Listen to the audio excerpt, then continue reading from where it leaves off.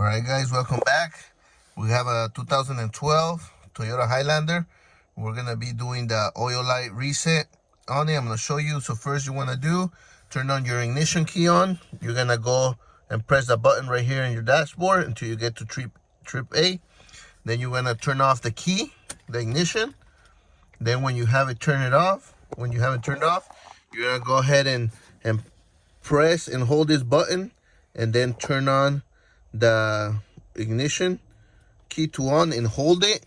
You're gonna see a message right here that shows you that it's resetting. I'm gonna show you guys right now how to do that. Put the phone down a little bit to show you guys.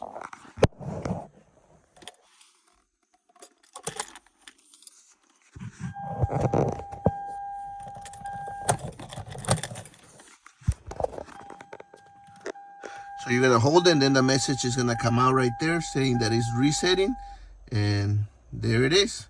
You're all done. Everything should be good to go. Once again, you turn on your ignition. You make sure that it's on trip A right here. You turn the ignition back off. You press and hold this and you turn on the key. And then the message is not gonna pop out here. I thought it was gonna show up here, but it's not. It's gonna show up right here in the middle. It's gonna show the process of the oil resetting.